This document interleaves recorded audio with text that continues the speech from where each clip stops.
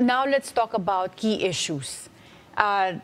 We will give you some national issues and you have 30 seconds to give us your position on this.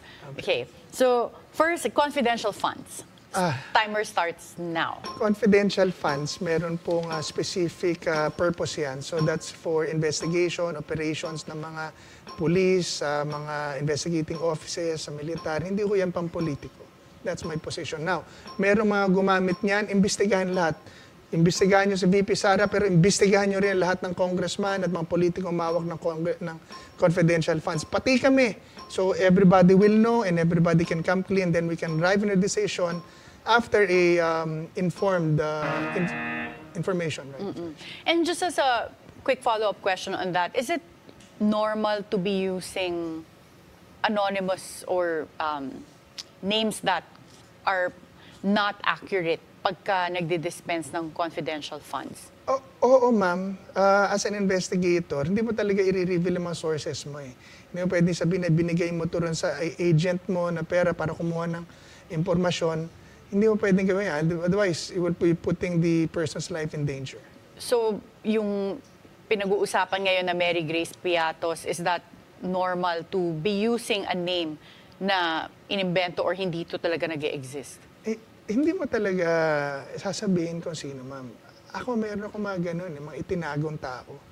So, hindi mo talaga sasabihin. Confidential nga, yun po yung nature niyan. Ngayon, gusto ng Congress bulat-latan, okay naman, di gawin niyo yung batas. So, ginagawa naman nila ngayon. Pero, kaya, sino ba, kaya nga ang point, bakit politiko may hawak ng confidential funds? Ilan naman si VP Sara eh. Diba? And,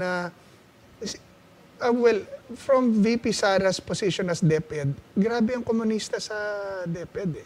So, kailangan mo talaga malamang identify sino yan at anong operation sila eh.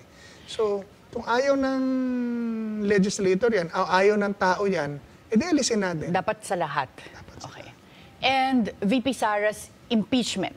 Timer starts now. Wala nang oras, ma'am. It's a political circus in my position.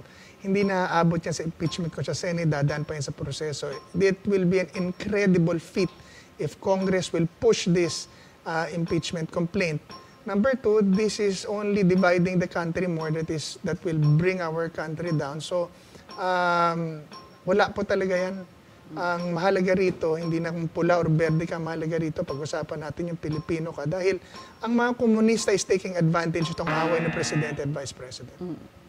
And Congress being ayuda-centric.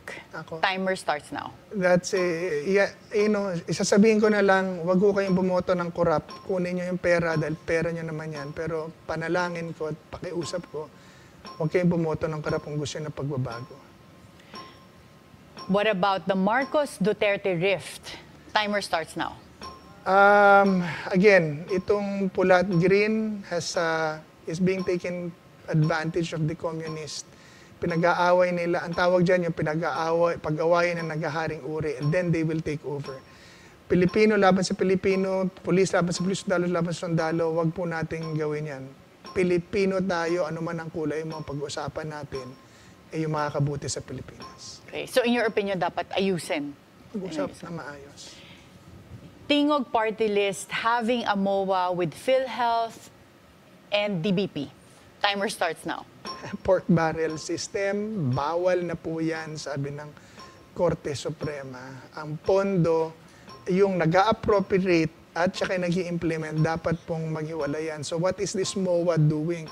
That is precisely going to a pork barrel system.